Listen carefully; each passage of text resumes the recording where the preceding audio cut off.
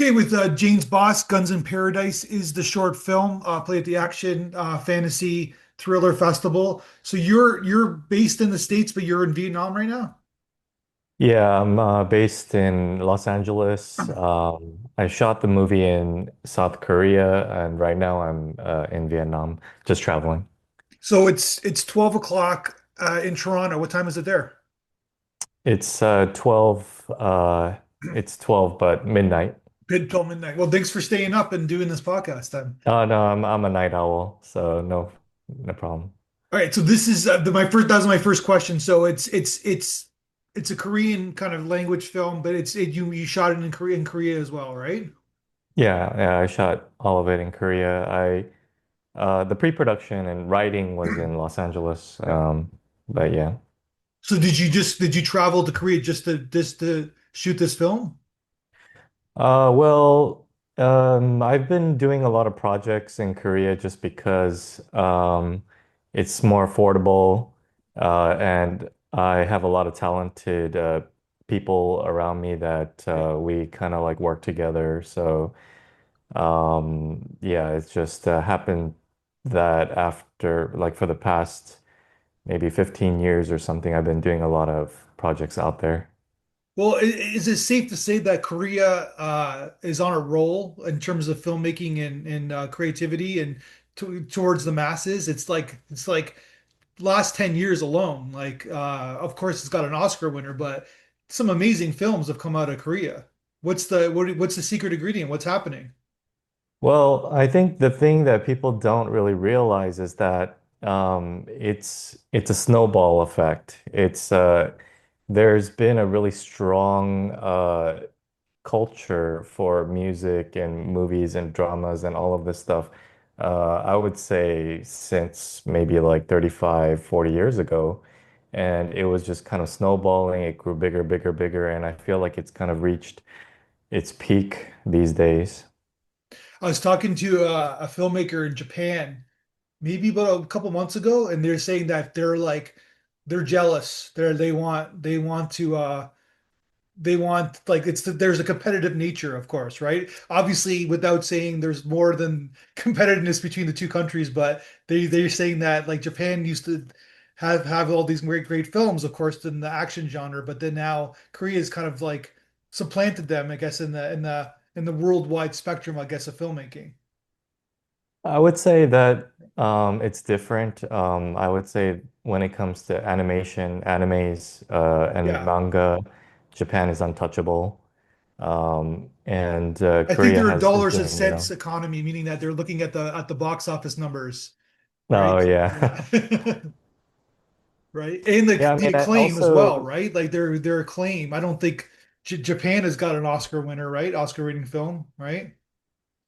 I think also Korea is kind of situated in an area where they get a lot of culture from America and Europe and Asia and Japan as well. And so it's uh it's kind of a melting pot, kind of like America, I would say.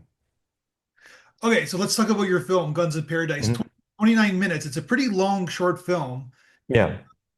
it holds it holds the audience for sure. It's like there's a lot of greatness in here. Is there No, kind of thank a you. major idea, or this is just kind of a standalone short? I mean, I lately I've been wanting to challenge myself and make try to f squeeze a feature film into a 30-minute short film. Okay. And that was kind of my goal. And yeah, it's just I did this once before with another short film that was 30 minutes as well. And it's a lot of work, but I feel like it's just rewarding for me. S- So the main character, your character is a DVD clerk, right? Yeah. Which I don't think exists anymore. No. Yeah. So where are Yeah. we? So What timeline are we in this film? So it's not a DVD store. It's in Korea when I first went there, I noticed that they had DVD rooms. And so the difference is that you go into the store, you pick out a DVD, and then you go into another room where it's like a home theater system, Okay. and they have, and you finish the movie, and then you return it, and then you leave. So you're kind of paying for like, two Oh, you're hours. watching it there. Yeah, you're watching it there. Gotcha. So that is they don't really exist anymore either. But I thought it was something very unique, very interesting, and they kind of all went out of business recently. Yeah. Well, you like, it makes sense that but that was interesting. So they actually had like that was a prosperous business where like you can't take the DVD home. You have to watch it there. Yeah, so I think a lot of college students they wanted to get away from their dorm room or their Yeah. home, and so they would just take their friends or girlfriend or something and just go there and just have a little date night, some privacy. Yeah. That makes sense. Yeah, Yeah. yeah. So okay, so the talk to me about the crew because like you said you kind of did everything kind of prep and obviously the development of the script in the States. Like have you worked with your crew, like your DP and your kind of like crew in the past? So this was a new crew for me. It was just basically two guys, and we would have some people come in once in a while to hold the boom mic. Yeah. And also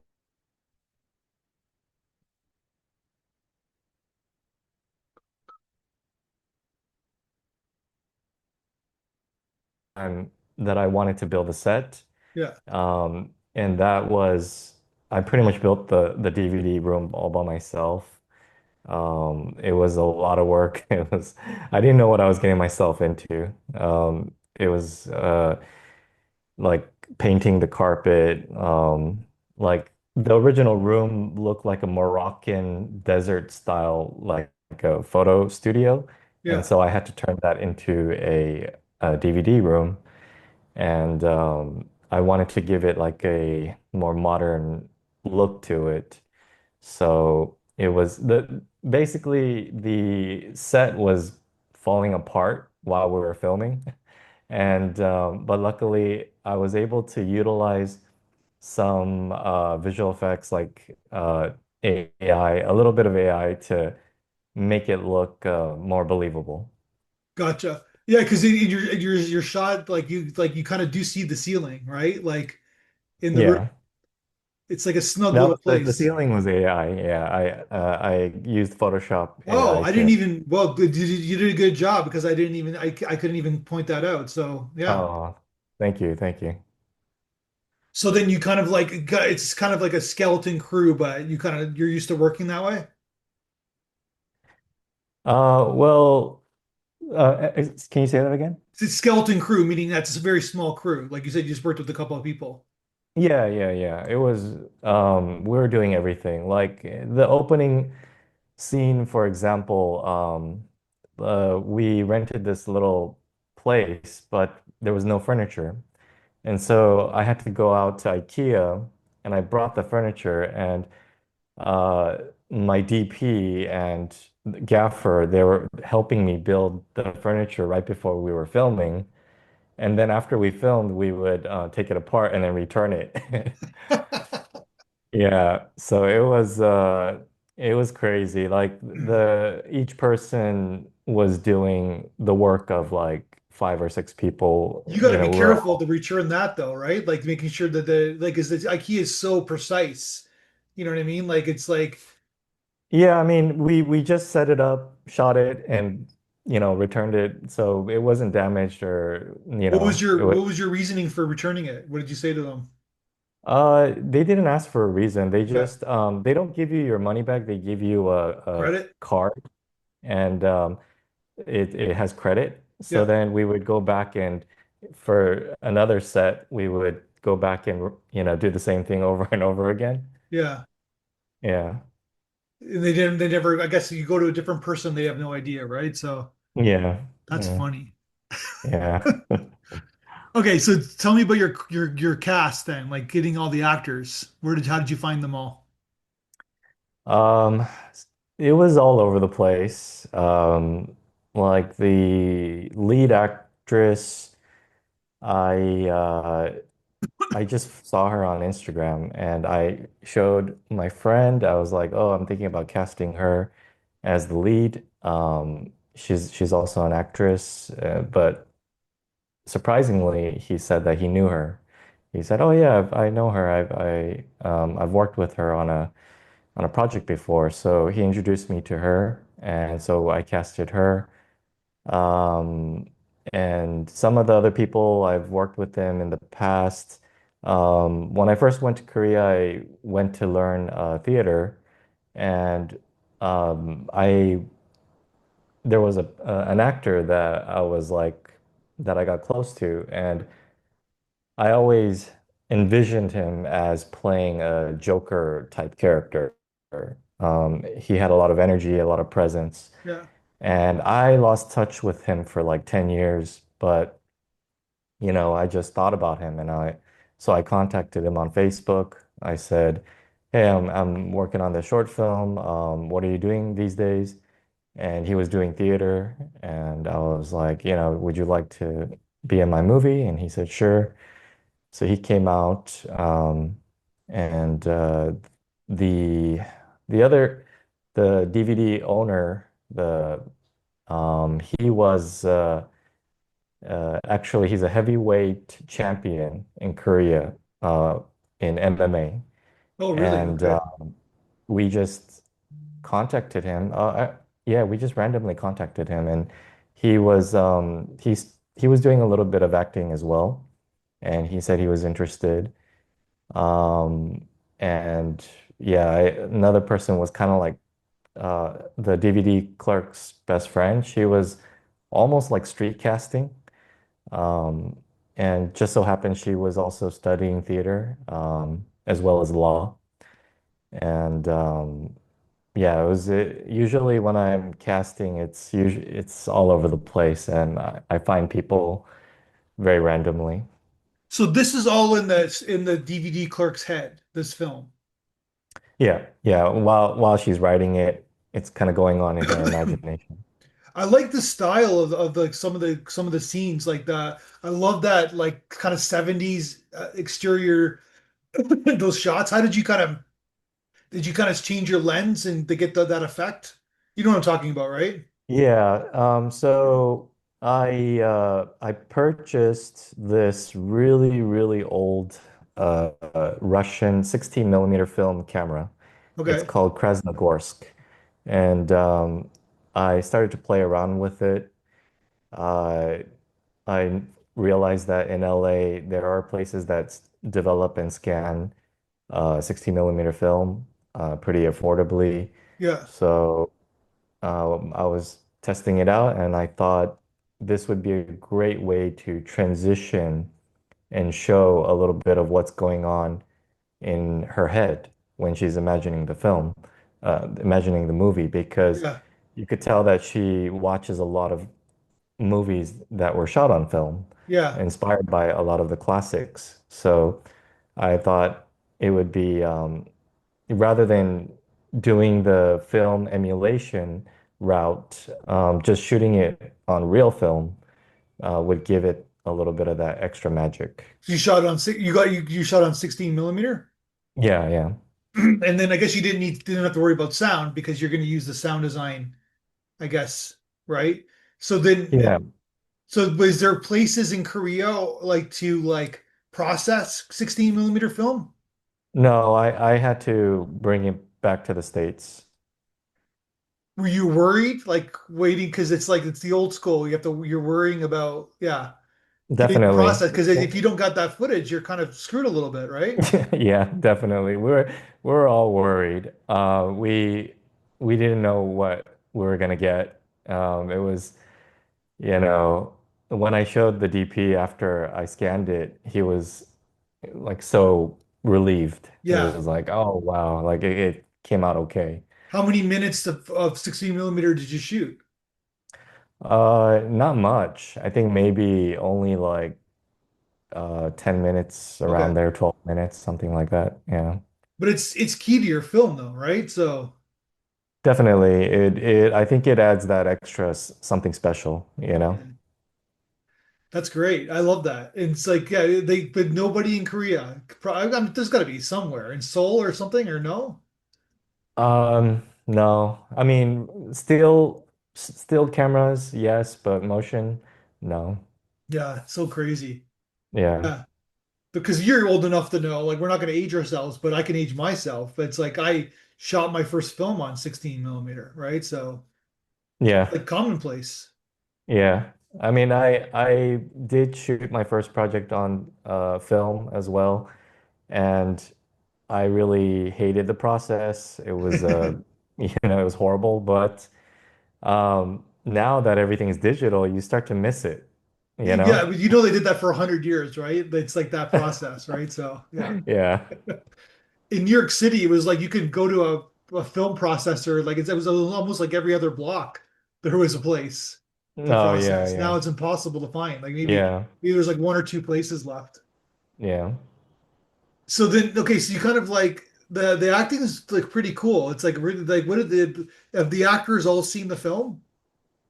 Yeah, yeah, everybody's seen it. They all loved it. Yeah, you got really got their maximize their performances. Yeah, I mean, I usually I push hard for the actors to try to get as relaxed as possible and just be spontaneous and creative. Some actors require many, many takes, and some actors usually get it on the first take. Yeah.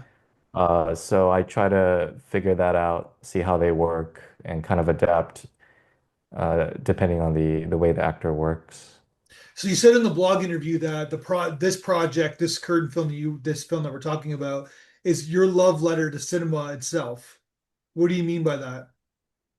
Um, I think that, it just has everything in it that I love. And also I had fun with it. I before in the past, I didn't really feel like I was having fun with the project. I was so, just serious about it. Yeah. And this is, I think, the first time that I actually just didn't really stress too much. Of course, it's stressful, but just try to let go and just enjoy the process. You wanted to have fun, I guess. Yeah, yeah. And I'm assuming you did. Yeah, yeah, I did. I had a lot of fun.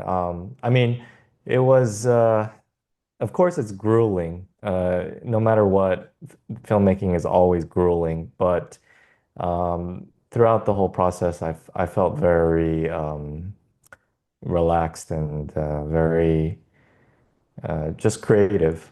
Yeah, So what about the I'm assuming that you edited I'm assuming you edited the film yourself as well. yeah, yeah.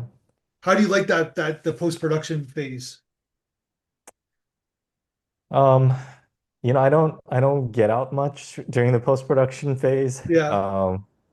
Yeah, so but it's also the most satisfying process because you get to see, everything that you've shot and you put it together and it starts to work and you feel relieved.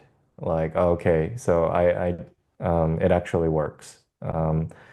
Because before when I was writing the script, I wanted to try a different process rather than storyboarding or shot listing. I thought maybe I could kind of create the entire film in Unreal Engine and so create like a pre-visual cinematic. Yeah. So for about a year, I was studying and trying to learn Unreal Engine, and I started trying to recreate the movie, but it was just it was crashing all the time. The computer was crashing all the time.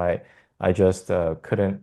It wasn't like an easy process, so I kind of gave up on that. And so instead, I went the opposite direction, which is rather than going complicated with doing complicated camera moves. And I wanted to kind of hold the shot, make it very simple, but perfect the shot Yeah, so that every frame had a lot of details and meaning into it. Because with the Unreal Engine route, I wanted to animate the camera, have the camera constantly moving and do something uh, more energetic. But I don't think it was necessary. It helped me actually focus in more on the actor's performance and the little details of the scene and stuff like that. yeah. So it seems like you kind of mixed it up a bit, like with this film. Yeah. I mean, it was an experiment. Everything like I do is somewhat of an experiment. I set new challenges. I kind of ask myself, what do I want to achieve that I haven't done before? And for this one, it was the first time. Like I just basically wanted to level up every single aspect of my game. So I wanted the visuals to be on another level, but that also required me to build my own set, which I've never done before.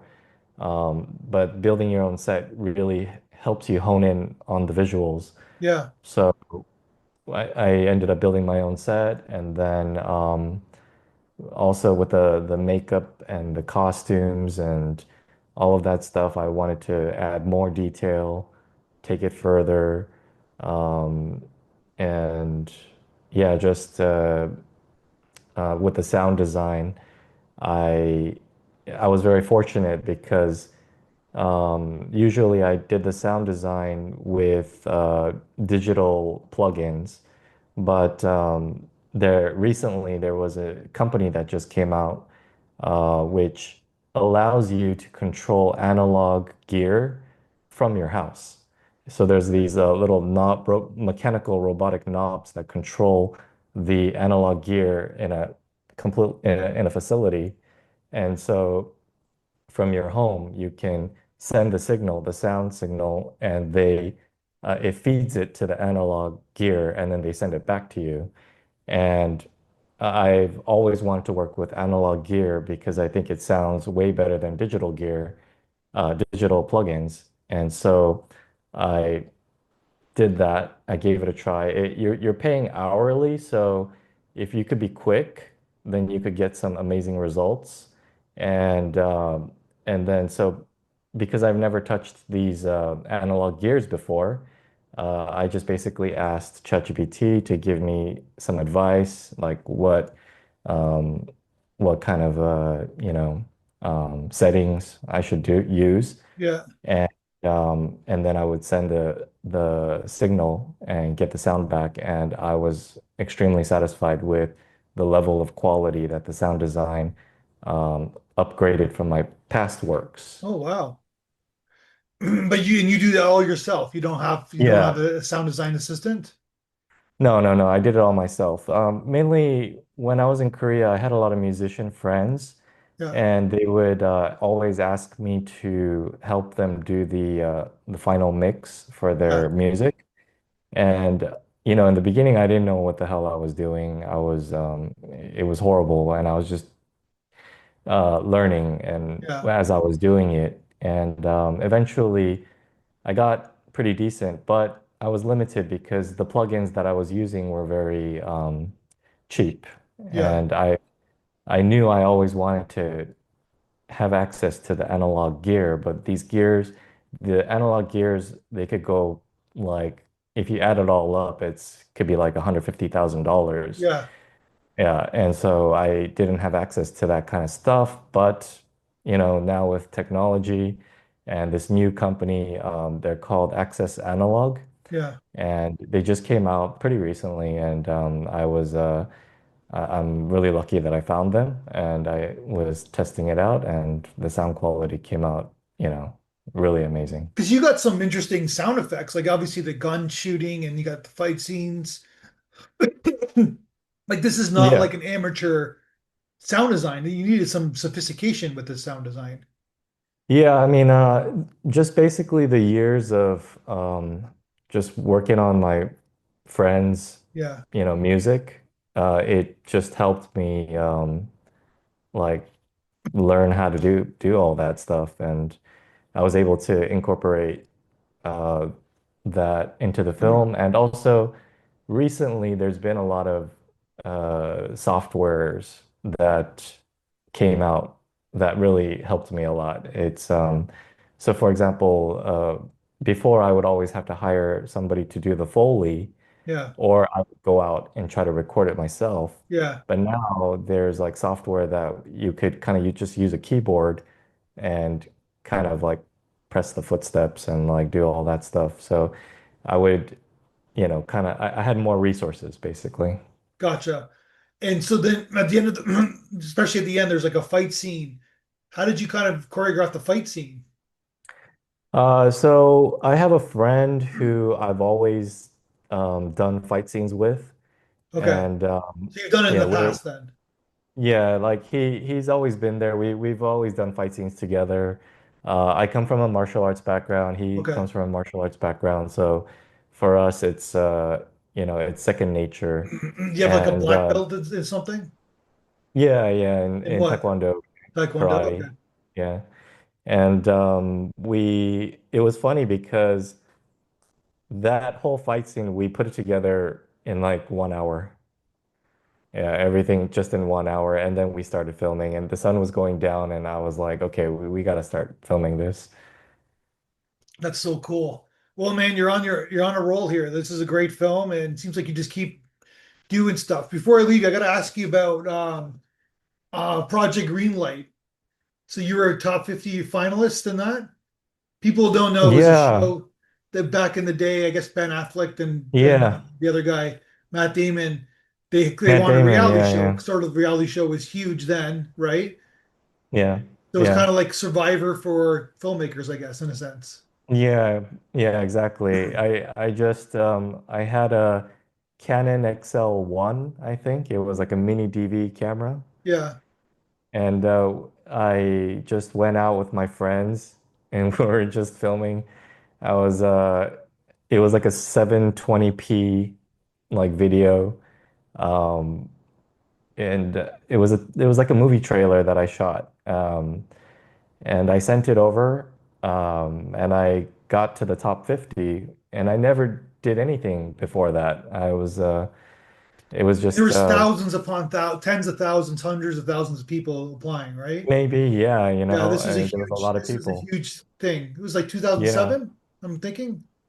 Yeah, I don't remember exactly what year It's was, like but 2007 or 2008, right? I remember yeah, around there. yeah. Yeah. Uh, Actually, the first one, I think it was before that. Okay. It might have been before that. Yeah.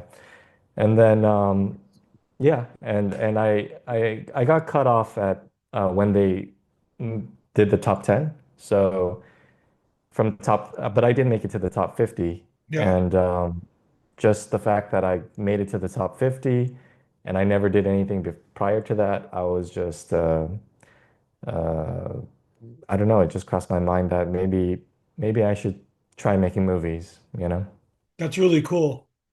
All right, Yeah. man. I'm assuming you're making a movie right now, like as we speak. You're always making movies, right? Yeah, I mean I'm writing some feature screenplays.